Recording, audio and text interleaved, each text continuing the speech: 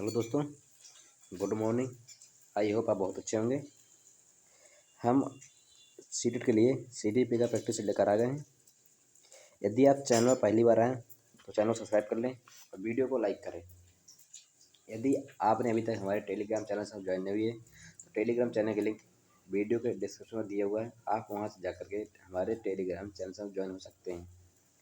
हम आप लोगों के लिए जल्द ही सीडीपी का एक बार अपने क्लास लेकर आने का प्रयास करेंगे, जो लगभग वही 3 या 4 तारीख को आएगी, जिससे कि आपका सीडीपी का संपूर्ण सिलेबस एक ही क्लास में कवर करा दिया जाएगा। और सामाजिक विज्ञान का भी प्रैक्टिस है। सामाजिक विज्ञान का भी हम एक मैराथन लेकर आएंगे, जो आपको 5 तारीख को मिलेगी। उसमें उससे बाहर सामाजिक विज्ञान का एक भी क्वेश्चन नहीं जाएगा, इतनी हमारी गारंटी रहेगी। क्योंकि हमने ऐसे ही क्वेश्चन को उसमें सम्मिलित किया है जो सीटेट पेपर में आए हैं, और एनसीईआरटी के अनुसार इजी से लेकर हार्ड तक कोई भी क्वेश्चन उससे बाहर नहीं जाएगा। अब बिना टाइम खराब करते हुए सीधे चलते हैं क्वेश्चन पर और आंसर पर। चलिए देखते हैं पहला क्वेश्चन दिया गया है, मानव विकास के संदर्भ में निम्नलिखित में से कौन सा कथन सही है। ऑप्शन में दिया गया है केवल मात्रात्मक होता है। ऑप्शन में बी दिया गया है विकास केवल गुणात्मक होता है। ऑप्शन नंबर सी दिया गया है विकास मात्रात्मक गुणात्मक दोनों होता है। विकास न तो मात्रात्मक होता है और न ही गुणात्मक होता है। बताइए इसका उत्तर क्या होगा। बताइए 1 नंबर का उत्तर क्या होगा। इसका उत्तर होगा option number A, option number C A, और ऑप्शन नंबर सी विकास मात्रात्मक गुणात्मक दोनों होता है। चलते हैं अगले क्वेश्चन नंबर 2 पर। क्वेश्चन नंबर 2 दिया गया है, वृद्धि और विकास दोनों के बीच में मुख्य अंतर क्या है। वृद्धि और विकास दोनों के बीच में मुख्य अंतर क्या है। ऑप्शन में दिया गया है वृद्धि जीवन में चलती है, जबकि विकास एक निश्चित उम्र पर रुक जाता है। ऑप्शन में भी दिया गया है वृद्धि शारीरिक परिवर्तन से संबंधित है, जबकि विकास समग्र परिवर्तन से संबंधित है। ऑप्शन नंबर सी दिया गया है विकास को मापा जा सकता है, जबकि वृद्धि को मापा नहीं जा सकता। ऑप्शन नंबर डी दिया गया है वृद्धि आंतरिक होता है, जबकि विकास बाह्य भी होता है। बताइए इसका उत्तर क्या होगा। इसका उत्तर होगा ऑप्शन नंबर बी, वृद्धि शारीरिक परिवर्तन से संबंधित है, जबकि विकास समग्र परिवर्तन से संबंधित है।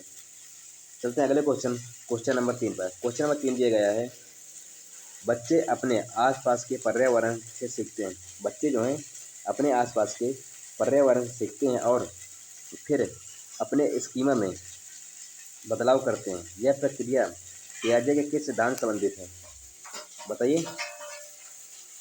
ये सामाजिक सांस्कृतिक सिद्धांत है, मानव सामाजिक सिद्धांत है, संज्ञानात्मक विकास का सिद्धांत है, नैतिक विकास का सिद्धांत है। बताइए। इसमें किसने पूछा है कि जीन पियाजे का कौन सा सिद्धांत है। बस हो गया। बताइए इसका उत्तर क्या होगा। इसका उत्तर होगा ऑप्शन नंबर सी, संज्ञानात्मक विकास का सिद्धांत। कौन सा। संज्ञानात्मक विकास का सिद्धांत है। चलते हैं अगले क्वेश्चन नंबर 4 पर। क्वेश्चन नंबर 4 दिया गया है, बच्चों के सामाजिकरण में स्कूल एक महत्वपूर्ण भूमिका निभाता है। क्या। बच्चों के सामाजिकरण में स्कूल एक महत्वपूर्ण भूमिका निभाता है, क्योंकि यहाँ बच्चों को नए दोस्त बनाने का अवसर देता है। ऑप्शन नंबर बी, बच्चों को पाठ्य पुस्तकें प्रदान करता है। ऑप्शन नंबर सी, बच्चों को एक व्यवस्थित वातावरण में नियमों और संगठित मानदंडों पर सिखाता है। ऑप्शन नंबर डी, बच्चों को खेल के मैदान तक पहुंच प्रदान करता है। बताइए इसका उत्तर क्या होगा। बताइए। इसका उत्तर होगा ऑप्शन नंबर सी, बच्चों को एक व्यवस्थित वातावरण के नियमों और मानदंडों को सिखाता है। चलते हैं अगले क्वेश्चन नंबर 5 पर। क्वेश्चन नंबर 5 दिया गया है, वाइगोत्स्की के अनुसार बच्चों के संज्ञानात्मक विकास में भाषा की क्या भूमिका है।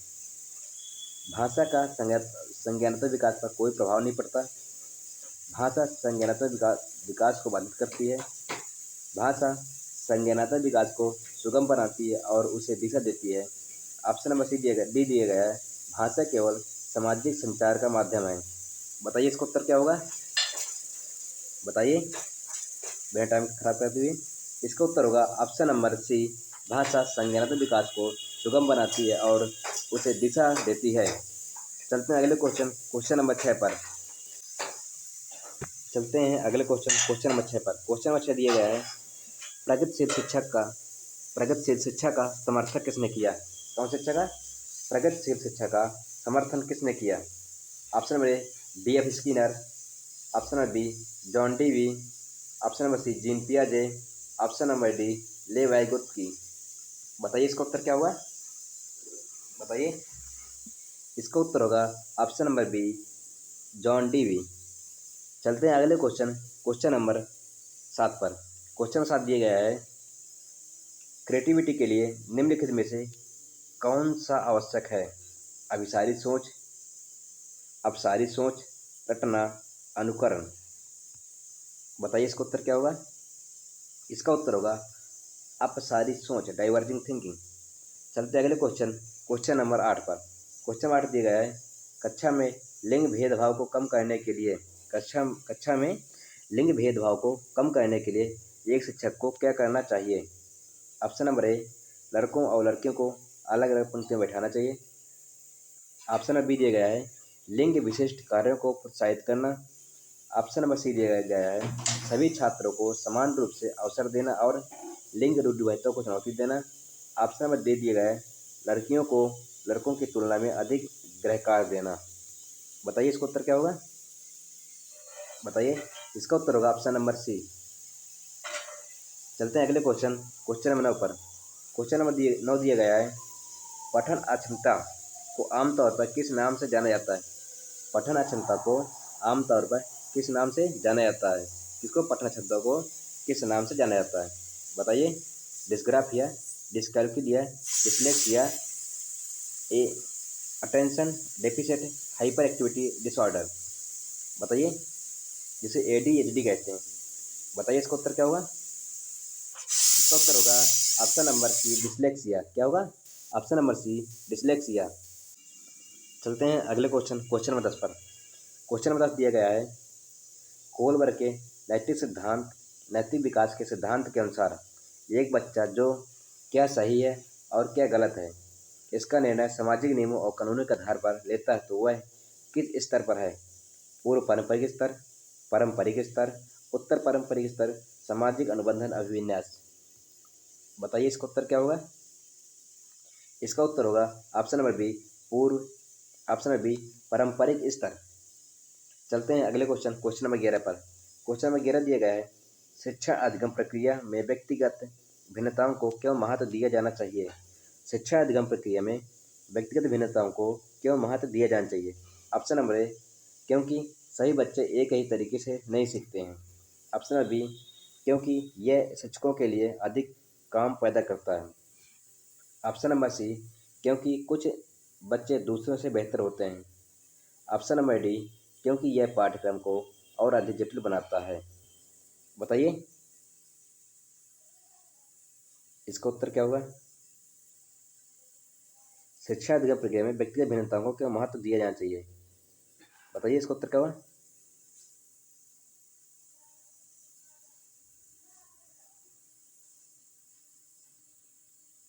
बताइए इसका उत्तर क्या होगा जल्दी से।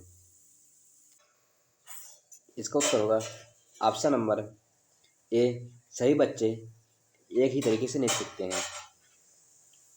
चलते हैं अगले क्वेश्चन नंबर 12 पर। क्वेश्चन नंबर 12 दिया गया है, निम्नलिखित में से कौन सा मूल्यांकन बच्चों के सीखने में सुधार के लिए सबसे उपयुक्त है? निम्नलिखित में से कौन सा मूल्यांकन बच्चे के सीखने के सुधार के लिए आवश्यक है? बताइए। ऑप्शन नंबर ए दिया गया है, योगात्मक मूल्यांकन, रचनात्मक मूल्यांकन, मानक संदर्भित मूल्यांकन, ऑप्शन नंबर डी कसौटी संदर्भित मूल्यांकन। बताइए इसका उत्तर क्या होगा? इसका उत्तर होगा ऑप्शन नंबर बी रचनात्मक मूल्यांकन। चलते हैं अगले क्वेश्चन नंबर 13 पर। क्वेश्चन 13 दिया गया है, हर्बर्ट गार्डनर के बहुबुद्धि सिद्धांत के अनुसार चित्रकार, मूर्तिकार, नाविकों में किस प्रकार की बुद्धि अधिक होती है?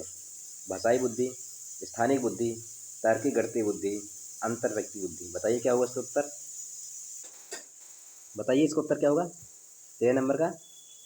इसका उत्तर होगा ऑप्शन नंबर बी स्थानिक बुद्धि। चलते हैं अगले क्वेश्चन 14 पर। क्वेश्चन 14 दिया गया है, एक बच्चे में शारीरिक, संज्ञानात्मक, सामाजिक भावनात्मक विकास के बीच क्या संबंध है? ये सभी क्षेत्र एक दूसरे से स्वतंत्र होते हैं। ऑप्शन नंबर बी, ये सभी क्षेत्र एक दूसरे से जुड़े हुए और अंतर संबंधी होते हैं। ऑप्शन नंबर सी, शारीरिक विकास अन्य सभी को निर्धारित करता है। ऑप्शन नंबर डी, संज्ञानात्मक विकास अन्य सभी को निर्धारित करता है।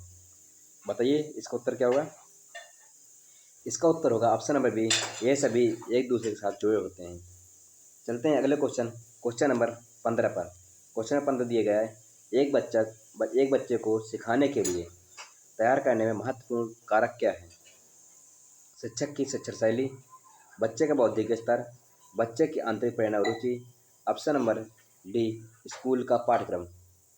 बताइए इसका उत्तर क्या होगा? एक बच्चे को सिखाने के लिए तैयार करने में सबसे महत्वपूर्ण कारक क्या है? बताइए इसका उत्तर क्या होगा? इसका उत्तर होगा ऑप्शन नंबर सी, बच्चे की आंतरिक प्रेरणा और रुचि। चलते हैं अगले क्वेश्चन नंबर 16 पर। यदि आपने अभी तक हमारे चैनल को सब्सक्राइब नहीं किया तो चैनल को जरूर सब्सक्राइब करें और वीडियो को लाइक करें। चलते हैं क्वेश्चन नंबर 16 पर। क्वेश्चन नंबर 16 दिया गया है, बच्चों के विकास में खेल की भूमिका क्या है? बच्चों के विकास में खेल की भूमिका क्या है? केवल शारीरिक फिटनेस के लिए, शारीरिक, सामाजिक, भावनात्मक, संज्ञानात्मक विकास को बढ़ावा देना, केवल अनुशासन सिखाना। ऑप्शन नंबर डी, केवल मनोरंजन के लिए। इसका उत्तर होगा ऑप्शन नंबर बी, शारीरिक, सामाजिक, भावनात्मक, संज्ञानात्मक विकास को बढ़ावा देना। यदि कहीं पर भी केवल शब्द लग किया जाए तो वह ऑप्शन 90% गलत होता है। चलते हैं अगले क्वेश्चन नंबर 17 पर। क्वेश्चन 17 दिए गए, समस्या समाधान कौशल को बढ़ावा देने के लिए एक शिक्षक को क्या करना चाहिए? छात्रों को तैयार समाधान देना। ऑप्शन बी, छात्रों को विभिन्न दृष्टिकोणों से समस्याओं पर विचार करने के लिए प्रोत्साहित करना। ऑप्शन नंबर सी, केवल एक ही सही उत्तर वाले प्रश्न पूछना। ऑप्शन नंबर डी, छात्रों को गलती से रोकना। बताइए इसका उत्तर क्या होगा? बताइए इसका उत्तर क्या होगा? इसका उत्तर होगा ऑप्शन नंबर बी, छात्रों को विभिन्न दृष्टिकोणों समस्याओं पर विचार करने के लिए प्रोत्साहित करना। चलते हैं अगला क्वेश्चन 18 पर। क्वेश्चन 18 दिया गया है, समवेशी कक्षा का मुख्य विशेषता क्या है? समवेशी कक्षा की मुख्य विशेषता क्या है? ऑप्शन में ए दिया गया है, विभिन्न पृष्ठभूमि और क्षमताओं वाले छात्रों के लिए एक ही शिक्षा पद्धति। ऑप्शन में बी, विभिन्न पृष्ठभूमि और क्षमताओं वाले छात्रों की जरूरतों को पूरा करने के लिए विविध शिक्षा पद्धतियाँ। ऑप्शन सी दिया गया है, छात्रों को उनकी क्षमताओं के आधार पर अलग अलग समूहों में विभाजित करना। ऑप्शन नंबर डी दिया गया है, विशेष जरूरत वाले बच्चों को मुख्य धारा से अलग करना। बताइए इसका उत्तर क्या होगा? समावेशी शिक्षा का मुख्य विशेषता क्या है? इसका उत्तर होगा ऑप्शन नंबर बी, विभिन्न पृष्ठभूमि और क्षमता वाले छात्रों की जरूरतों को पूरा करने के लिए विविध शिक्षा पद्धतियाँ। चलते हैं अगले क्वेश्चन नंबर 19 पर। क्वेश्चन 19 दिया गया है, एक बाल केंद्रित कक्षा में शिक्षक की भूमिका क्या है? ऑप्शन नंबर ए, एक तानाशाह के रूप में जो सभी निर्णय लेता है। ऑप्शन नंबर बी, एक निष्क्रिय पर्यवेक्षक के रूप में। ऑप्शन नंबर डी, एक मार्गदर्शक, सुविधामूलक और शिक्षक सीखने के लिए अनुकूल वातावरण बनाने वाले के रूप में। ऑप्शन नंबर डी, एक जानकारी प्रदाता के रूप में जो केवल व्याख्यान देता है। बताइए इसका उत्तर क्या होगा? बताइए इसका उत्तर होगा ऑप्शन नंबर सी, एक मार्गदर्शक, सुविधामूलक, सिखाने के लिए अनुकूलन वातावरण बनाने के रूप में। चलते हैं अगला क्वेश्चन दिया गया है, जीन पियाजे के अनुसार बच्चा अपने मौजूदा स्कीमों में नई जानकारी को सम्मिलित करता है तो उसे क्या कहते हैं? जीन पियाजे के अनुसार जब बच्चा अपनी मौजूदा स्कीमों में नई जानकारी को शामिल करता है तो उसे क्या कहते हैं? समायोजन, आत्मसातकरण, संतुलन, संगठन। बताइए इसका उत्तर क्या होगा? जल्दी से बताइए इसका उत्तर क्या होगा? जल्दी से। इसका उत्तर होगा आत्मसातकरण। क्या? आत्मसातकरण। चलते हैं अगले क्वेश्चन में 21 पर। क्वेश्चन में 21 दिया गया है, बच्चों के सामाजिक भावनात्मक विकास को बढ़ावा देने के लिए सबसे महत्वपूर्ण कारक क्या है? बच्चों के सामाजिक भावनात्मक विकास को बढ़ावा देने के लिए सबसे महत्वपूर्ण कारक क्या है? कठोर अनुशासन, सकारात्मक रिश्ते और सुरक्षित वातावरण। ऑप्शन नंबर सी, उच्च शैक्षिक अपेक्षाएं। ऑप्शन नंबर डी दिया गया है केवल बौद्धिक विज्ञान पर केवल बौद्धिक विकास पर ध्यान केंद्रित करना। बताइए इसका उत्तर क्या होगा? बताइए इसका उत्तर क्या होगा? इसका उत्तर होगा ऑप्शन नंबर बी, सकारात्मक रिश्ते और सुरक्षित वातावरण। चलते हैं अगले क्वेश्चन नंबर 22 पर। क्वेश्चन नंबर 22 दिया गया है, एक छात्र जो अपनी रुचि और आनंद के लिए पढ़ाई करता है तो वह किस प्रकार की प्रेरणा से प्रेरित है? बाह्य प्रेरणा, आंतरिक प्रेरणा, नकारात्मक प्रेरणा, शून्य प्रेरणा। बताइए इसका उत्तर क्या होगा? बताइए 22 नंबर का उत्तर क्या होगा? इसका उत्तर होगा आंतरिक प्रेरणा। चलते हैं अगले क्वेश्चन नंबर 23 पर। क्वेश्चन नंबर 23 दिया गया है, निम्नलिखित में से कौन सा कथन आनुवंशिकता पर्यावरण के बीच संबंध का अच्छा वर्णन करता है? ऑप्शन नंबर ए, आनुवंशिकता और पर्यावरण विकास के समान रूप से योगदान करते हैं। आनुवंशिकता और पर्यावरण विकास में समान रूप से योगदान करते हैं। ऑप्शन नंबर बी, आनुवंशिकता पर्यावरण एक जटिल तरीके से एक दूसरे को प्रभावित करते हैं। ऑप्शन नंबर सी, विकास पर आनुवंशिकता का प्रभाव पर्यावरण से अधिक है। ऑप्शन नंबर डी, विकास पर पर्यावरण का प्रभाव आनुवंशिकता से अधिक है। बताइए इसका उत्तर क्या होगा? इसका उत्तर होगा ऑप्शन नंबर बी, आनुवंशिकता और पर्यावरण एक जटिल तरीके से एक दूसरे को प्रभावित करते हैं। चलते हैं अगले क्वेश्चन नंबर 24 पर। क्वेश्चन नंबर 24 दिया गया है, शिक्षा का अधिकार अधिनियम 2009 किस आयु वर्ग के बच्चों के लिए मुफ्त और अनिवार्य शिक्षा का प्रावधान करता है? बताइए 3 से 12 साल, 6 से 14 वर्ष, 5 से 16 वर्ष, 4 से 18 वर्ष। बताइए इसका उत्तर क्या होगा? इसका उत्तर होगा ऑप्शन नंबर बी, 6 से 14 वर्ष। चलते हैं अगले क्वेश्चन नंबर 25 पर। यदि आपने अभी तक चैनल को सब्सक्राइब नहीं किया तो चैनल को जरूर सब्सक्राइब कर लें और वीडियो को लाइक कर दें। आप हमारे टेलीग्राम चैनल से ज्वाइन हो सकते हैं, जिसका लिंक वीडियो के डिस्क्रिप्शन में दिया हुआ है। बताइए इसका 25 नंबर क्वेश्चन को, विकास की गति एक व्यक्ति से दूसरे व्यक्ति में भिन्नता होती है। विकास की गति एक व्यक्ति से दूसरे व्यक्ति में भिन्नता होती है, लेकिन यह एक निश्चित क्रम का पालन करती है। इस सिद्धांत को क्या कहते हैं? निरंतरता का सिद्धांत, एकरूपता का सिद्धांत, व्यक्तिगत भिन्नता का सिद्धांत, सामान्य से विशिष्ट की ओर। बताइए इसका उत्तर क्या होगा? बताइए। इसे हम कहते हैं निरंतरता का सिद्धांत। क्या? निरंतरता का सिद्धांत। चलते हैं अगले क्वेश्चन नंबर 26 पर।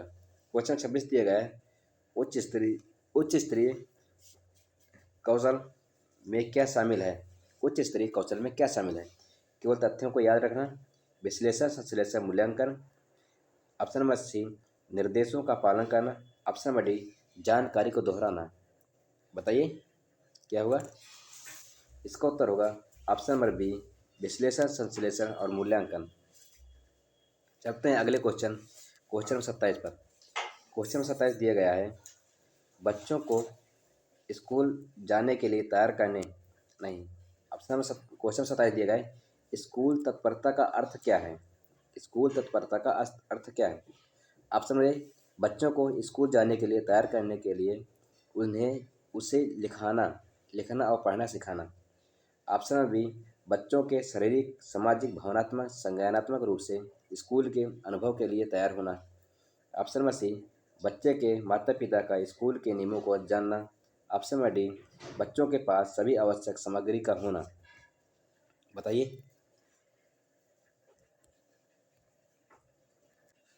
बताइए क्या होगा इसका उत्तर? इसका उत्तर होगा ऑप्शन नंबर बी, बच्चों के शारीरिक, सामाजिक, भावनात्मक और संज्ञानात्मक रूप से स्कूल के अनुभव के लिए तैयार होना। चलते हैं अगले क्वेश्चन नंबर 28 पर। क्वेश्चन नंबर 28 दिया गया है, वाइगोत्स्की के सामाजिक सांस्कृतिक सिद्धांत का मुख्य जोर किस पर है? आनुवंशिकता पर, जैव परिपक्वता पर, सामाजिक अंतःक्रिया और सांस्कृतिक उपकरण पर और व्यक्तिगत खोज पर। बताइए इसका उत्तर क्या होगा? इसका उत्तर होगा ऑप्शन नंबर सी, सामाजिक अंतःक्रिया, सांस्कृतिक उपकरण। चलते हैं अगले क्वेश्चन नंबर 29 पर। क्वेश्चन नंबर 29 दिया गया है, एक प्रभावी कक्षा प्रबंधन के लिए एक शिक्षक को क्या करना चाहिए? ऑप्शन नंबर ए, केवल नियमों का पालन करवाना। ऑप्शन नंबर बी, छात्रों को सक्रिय रूप से सीखने की प्रक्रिया में शामिल करना और एक सकारात्मक सीखने का माहौल बनाना। ऑप्शन नंबर सी, कक्षा में पूर्ण शांति बनाए रखना। ऑप्शन नंबर डी, केवल गृह कार्य देना। बताइए इसका उत्तर क्या होगा। इसका उत्तर होगा ऑप्शन नंबर बी, छात्रों को सक्रिय रूप से सिखाने की प्रक्रिया में शामिल करना और एक सकारात्मक सीखने का माहौल बनाना। चलते हैं अगले क्वेश्चन नंबर, आज का लास्ट है 30। क्वेश्चन नंबर 30 दिया गया है, बच्चों में अवधारणा निर्माण के बारे में निम्नलिखित में से कौन सा कथन सही है। केवल ऑप्शन नंबर ए, अवधारणा केवल औपचारिक शिक्षा से बनती है। ऑप्शन नंबर बी, बच्चे अपने अनुभवों और अंतःक्रिया के माध्यम से सक्रिय रूप से अवधारणाएं बनाते हैं। ऑप्शन नंबर सी, अवधारणाएं जन्म से ही मौजूद होती हैं। ऑप्शन नंबर डी, अवधारणाएं निर्माण एक निष्क्रिय प्रक्रिया है। बताइए इसका उत्तर क्या होगा। इसका उत्तर होगा ऑप्शन नंबर बी, बच्चे अपने अनुभवों और अंतःक्रिया के माध्यम से सक्रिय रूप से अवधारणाएं बनाते हैं। आज के लिए वीडियो यहीं तक था। यदि आपने वीडियो को अभी तक देख लिया तो वीडियो को लाइक करें। चैनल में यदि पहली बार आए हैं तो चैनल को सब्सक्राइब कर लें। आप हमारे टेलीग्राम चैनल से ज्वाइन हो सकते हैं, जिसका लिंक वीडियो डिस्क्रिप्शन में डाल दिया गया है, जिससे आपको समय पर वीडियो मिल सके। वीडियो देखने के लिए धन्यवाद। Thank you.